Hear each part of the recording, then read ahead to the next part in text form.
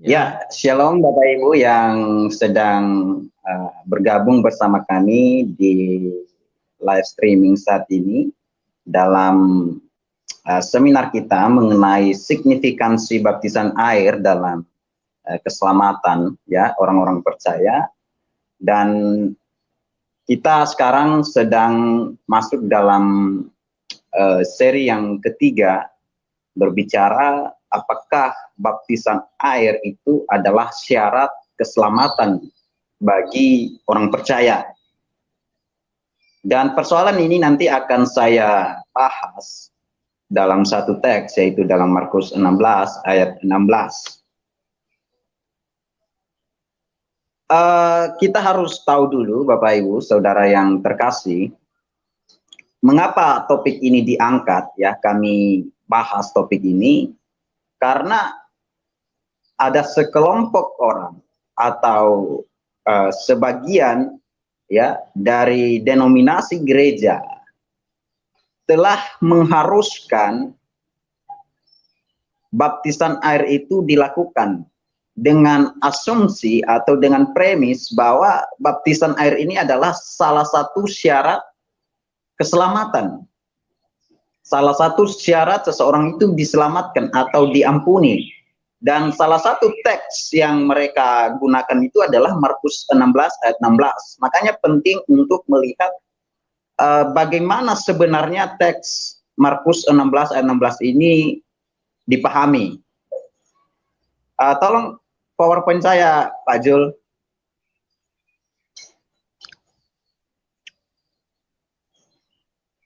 Nah, jadi bagi sekelompok orang yang memahami seperti ini, mereka menganggap bahwa percaya kemudian plus ya tambah baptisan air sama dengan diselamatkan. Jadi jelas bagi sekelompok orang ini ya, sebagian dari denominasi gereja ini memahami baptisan air itu adalah syarat dari keselamatan ya, salah satu syarat dari keselamatan. Nah, memang ada dua teks yang memang berbicara seakan-akan baptisan air itu terlihat seperti syarat keselamatan atau syarat untuk diampuni, yaitu Markus 16 ayat 16 dan Kisah Rasul 2 ayat 38 ya. Nah, kemudian ada juga orang-orang yang berpendapat bahwa baptisan air yang benar itu yang dapat menyelamatkan ya adalah baptisan air yang hanya dilakukan oleh orang-orang yang memiliki asal usul para rasul. Maksudnya begini, pada awalnya kan baptisan air ini dilakukan oleh para rasul. Dan hanyalah orang-orang yang diturunkan oleh para rasul ya, yang memiliki asal usul dari para rasul ini, dari baptisan para rasul ini, yang bisa melakukan baptisan air yang benar. Jadi orang yang tidak memiliki asal usul dari para rasul, ketika melakukan baptisan air, menurut mereka itu tidak sah, itu tidak benar. Nah, sekarang kita akan belajar tentang teks Markus 16 ayat 16 ya. Dan saya akan mencoba menjelaskan teks ini, dan penjelasan saya ini terbuka untuk dikritik ya, untuk diberikan saran ya, tapi berdasarkan apa yang saya jelaskan. Dan saya akan fokus, kita akan fokus pada Markus 16 ayat 16, kita tidak akan kemana-mana ya, untuk melihat teks ini berbicara apa sebenarnya. Nah, dalam teks Yunaninya, Markus 16 ayat 16 berbunyi begini. Ho pisteusas kai baptisteis sotesetai. Ho de apistesas kata kritesetai. Kalau LAI menerjemahkan, siapa yang percaya dan dibaptis akan diselamatkan. tetapi siapa yang tidak percaya akan dihukum. Nah, tadi saya sudah sampaikan bahwa teks ini sudah digunakan oleh beberapa kelompok, ya, atau denominasi gereja, memahami bahwa teks ini menunjukkan orang diselamatkan itu, di sini dikatakan dibaptis, harus dibaptis. Mengapa? Karena mereka memahami bahwa kata percaya dan dibaptis ini sejajar. Jadi percaya dan dibaptis akan diselamatkan. Begini cara mereka memahami teks ini. Nah, pertanyaannya begini. Benarkah kata dibaptis ini ya memiliki hubungan dengan kata diselamatkan, akan diselamatkan? Atau benarkah orang yang dibaptis itu adalah, atau apakah orang yang akan diselamatkan itu syaratnya harus dibaptis dulu? Apakah teks ini berbicara seperti itu? Nah, saya akan menjelaskan dari sisi gramatikal dan struktural, karena ini sangat penting untuk melihat makna teks ini. Ya, Bapak Ibu bisa melihat dari sisi yang lainnya.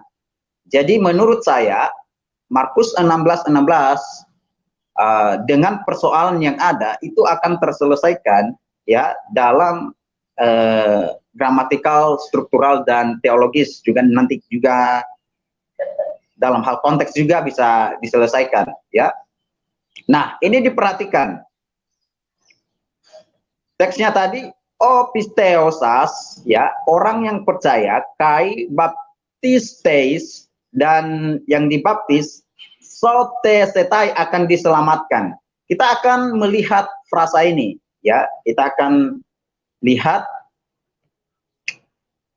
ho, kemudian pisteusas, kai baptistetais, ya, di sini orang, ya, atau siapa.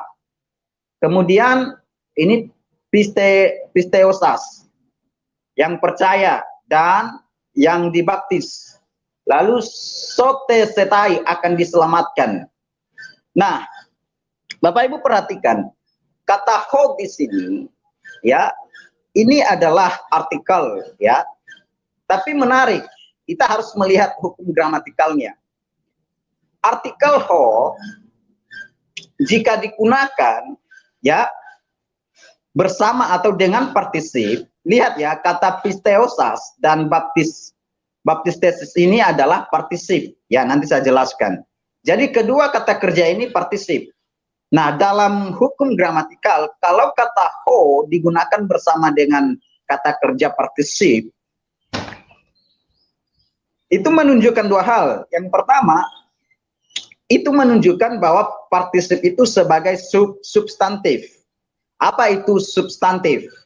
Kalau dalam bahasa gramatikal, misalnya ada kata kerja, ya, berjalan.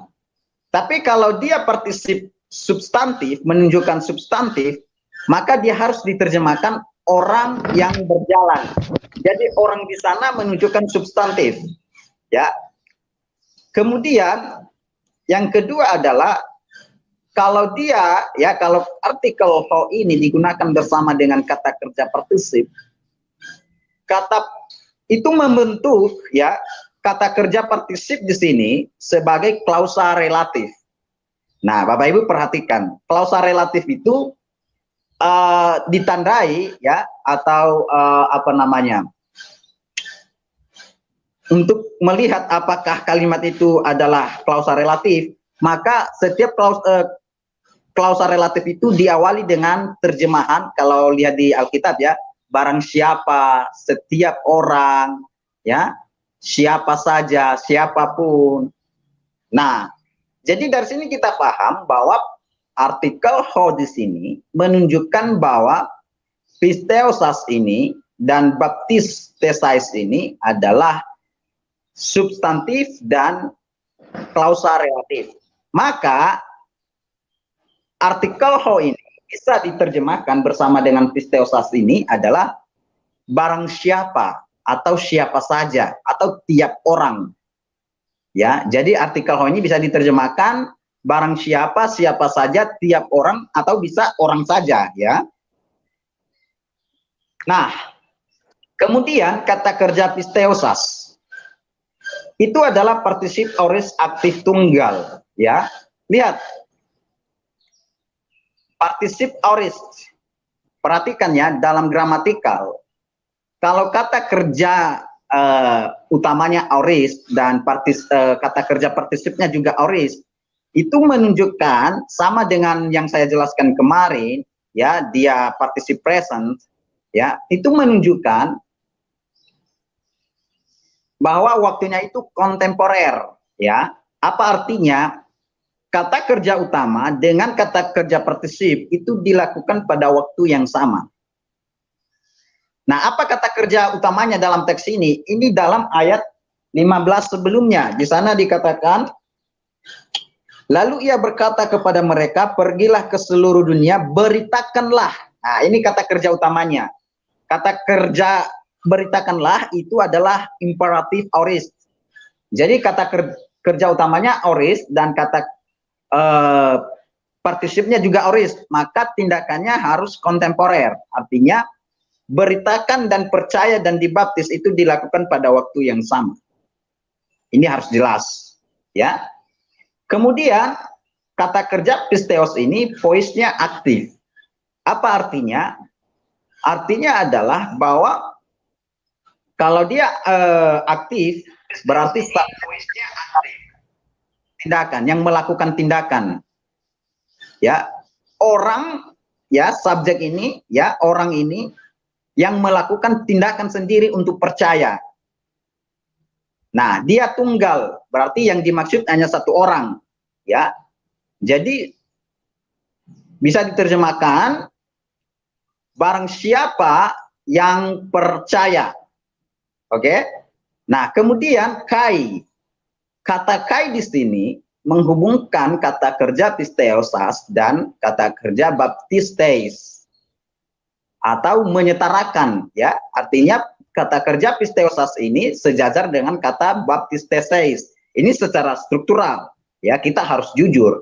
Kata pisteosas dan kata kerja baptisteis itu sejajar, ya, karena dihubungkan oleh kata kai dan ditunjukkan oleh juga struktur Yunaninya, ya, sejajar ini, sejajar dia. Nah, kata baptisteis itu adalah partisip aorist juga, ya, sama dengan kata kerja pisteosas, berarti dilakukan pada waktu yang sama dengan kata kerja utama, yaitu memberitakan Injil, ya. Tapi yang menarik ini perlu diperhatikan, kalau pisteosas itu menggunakan voice aktif, berarti subjek yang melakukan tindakan. Di sini dia menggunakan pasif, voice pasif. Artinya subjek yang menerima tindakan, berarti orang lain yang melakukan tindakan, tapi subjek yang menerima tindakan. Menarik, ya? Jadi berbeda. Ini perlu diperhatikan. Nah, yang harus kita tekankan bahwa baik, ya, orang yang ada dalam kata kerja pisteosas dan orang yang ada dalam kata kerja baptisteis, yaitu tunggal, itu mengacu kepada orang yang sama, ya, mengacu kepada satu orang yang dia maksud, ya. Nah, kemudian Bapak Ibu kalau lihat, ya, struktur ini, sebenarnya pertanyaan yang tepat terhadap struktur ho pisteosas kai baptisteis sotesetai adalah, kalau kita membuat pertanyaan terhadap struktur ini, pertanyaan yang tepat adalah siapa yang akan diselamatkan?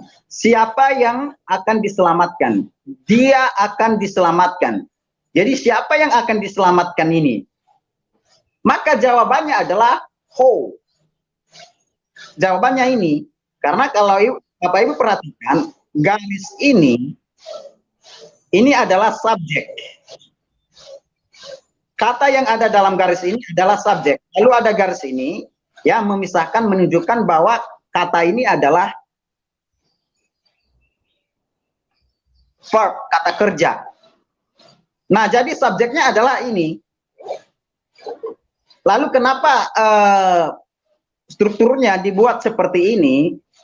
Karena dia, lihat kata kerjanya particip. Di sini particip. Makanya dibuat seperti ini. Nah, maka pertanyaan yang tepat, karena ini adalah subjek, siapa yang akan diselamatkan? Jawabannya ini. Who. Barang siapa, tiap orang. Nah, pertanyaannya orang yang mana? Kan begitu, orang yang mana? Nah, dia menjelaskan ciri-ciri orang yang diselamatkan itu. Ho ini, cirinya ada dua. Pisteosas dan baptistes. Yaitu yang telah percaya dan yang telah dibaptis. Jadi siapa yang diselamatkan? Yaitu ho. Tiap orang, barang siapa, siapapun, siapa saja. Nah, pertanyaan selanjutnya, siapa orang yang dimaksud? Dia berikan ciri-cirinya, keterangannya, yaitu pisteosas dan baptistes. Orang yang percaya dan orang yang dibaptis, yang telah dibaptis. Orang yang telah percaya dan orang yang telah dibaptis. Jadi, dari struktur ini kita diberikan satu pemahaman bahwa pertanyaan yang sesuai dengan frasa ho pisteostas kai baptistes sotesetai itu adalah siapa yang akan diselamatkan. Ini diperhatikan, siapa yang akan diselamatkan. Maka begini, Bapak Ibu Saudara, maka dari sini kita paham bahwa Markus ya 16 ayat 16 tidak berbicara bagaimana seseorang akan diselamatkan. Benar nggak? Tadi saya sudah jelaskan, pertanyaan yang tepat adalah siapa yang akan diselamatkan. Maka jawabannya adalah who, subjek ini. Dan siapa who itu? Siapa orang itu yang dimaksud? Orang yang telah percaya dan yang telah dibaptis. Maka teks ini tidak berbicara bagaimana seseorang diselamatkan. Tidak sedang membicarakan bagaimana cara seseorang diselamatkan. Itu sangat salah secara ide pokok dari struktur dan gramatikal teks Yunani. Kemudian tidak juga membicarakan apa syarat seseorang diselamatkan. Ya kan? Dan ini perlu saya jelaskan, Bapak Ibu perhatikan ya, ada beberapa yang mencoba menjelaskan kalau melihat dalam teks bahasa Indonesia kata barang siapa, setiap orang, itu seakan-akan dijadikan syarat. Yang dimaksud barang siapa itu dalam teks Yunani adalah orang, ya. Itu bukan syarat. Makanya jangan selalu melihat ya teks itu dalam paradigma orang Indonesia atau orang bangsa lain, tapi lihat dalam paradigma bahasa Yunani. Ya, jadi kalau ketemu kata barang siapa itu bukan syarat, itu orang yang dia maksud atau kata setiap orang. Ya, nah jelas ya bahwa teks ho pisteosas kai baptistes sotesetai itu berbicara siapa yang akan diselamatkan, tidak berbicara bagaimana seseorang diselamatkan atau apa syarat seseorang diselamatkan. Oleh sebab itu tidak ada dasar di mana Markus 16:16 ini digunakan sebagai syarat keselamatan. Ya, baptis itu syarat keselamatan. Markus 16 ayat 16 hanya menunjukkan siapa yang diselamatkan itu. Ya. Nah, ingat, kalau dalam teks Yunani, kalau dia adalah syarat, ya, kalau dia menjawab pertanyaan bagaimana seseorang diselamatkan atau apa syarat seseorang diselamatkan, maka kata kerjanya ya pisteosas dan baptistes ini harus menggunakan modus subjungtif. Ini kalau teman-teman yang belajar Yunani pasti paham ini apa ini modus modus subjungtif, lalu plus kata ean, jika. Makanya kalau dalam Alkitab kita sering menemukan jika itu syarat, atau dia modus indikatif. Ini harus modus indikatif, lalu dia harus ditambahkan kata jika. Di sini tidak dilakukan seperti itu, dan ini bukan indikatif dan bukan subjungtif. Pisteosas ini dan baptistes ini, dan tidak ada penambahan kata ean dan jika yang menunjukkan sebagai syarat atau cara untuk diselamatkan. Jadi jelas teks Markus 16:16 tidak bicara bagaimana seseorang diselamatkan, sehingga kata dibaptis di sana tidak boleh dipahami sebagai syarat keselamatan, ya. Itu hanya menunjukkan siapa yang diselamatkan ini. Nah, itu yang pertama. Alasan saya menolak bahwa baptisan air itu adalah syarat keselamatan. Yang kedua adalah, tadi saya sudah jelaskan, lihat ya, kalau pisteosas itu voice-nya aktif, berarti ho ini yang melakukan tindakan pisteosas ini, ya, subjek yang melakukan tindakan percaya. Sedangkan kalau dia baptistes itu voice-nya pasif, berarti bukan subjek yang melakukan tindakan, tapi subjek ini menerima tindakan orang lain yang melakukan tindakan. Nah, apa yang kita dapat dari sini, dari voice kata baptistes ini, ya, berarti orang lain yang membaptis ho ini, subjek ini, orang ini, ya kan? Atau bisa juga dipahami ya secara terbalik bahwa ho ini menjadi objek dari baptistes, ya. Jadi membaptis orang itu bisa dipahami seperti itu, ya. Nah, menarik begini, kalau kita berkata baptisan air adalah syarat keselamatan, ingat tadi saya katakan kata baptis di sini adalah pasif. Berarti orang lain, ya, misalnya saya orang yang percaya, lalu orang lain membaptis saya. Bukan saya yang melakukan tindakan membaptis, tapi orang lain membaptis saya. Nah, kalau kita berkata bahwa baptisan air itu adalah syarat keselamatan, berarti syarat keselamatan khususnya dibaptis air itu dilakukan oleh orang lain, bukan kita sendiri. Benar enggak? Berarti syarat keselamatan diri kita sendiri itu salah satunya dilakukan oleh orang lain, bukan dari kita sendiri. Karena yang melakukan tindakan baptistes ini, membaptis ini bukan kita sendiri, tapi orang lain. Voice-nya pasif. Kita hanya menerima tindakan. Dan ini tidak benar secara biblikal, karena keselamatan kita itu urusan kita sendiri, bukan orang lain. Tidak ada pengaruh dampak dari orang lain terhadap keselamatan kita. Itu keputusan kita. Menarik ya? Iya, memang menarik. Jadi ini yang perlu kita perhatikan. Beda dengan pisteosas. Pisteosas itu aktif, berarti saya sendiri yang percaya. Sedangkan baptistes, orang lain yang membaptis saya. Maka kalau kita berkata baptisan air adalah syarat keselamatan, berarti orang lain bisa, orang lain itu juga memiliki ya pengaruh ya dalam mengerjakan keselamatan kita, yaitu dia harus membaptis kita. Maka ini tidak logis dan tidak sesuai dengan apa yang dikatakan Alkitab. Nah, sekarang saya coba menjelaskan bagaimana menerjemahkan teks ini.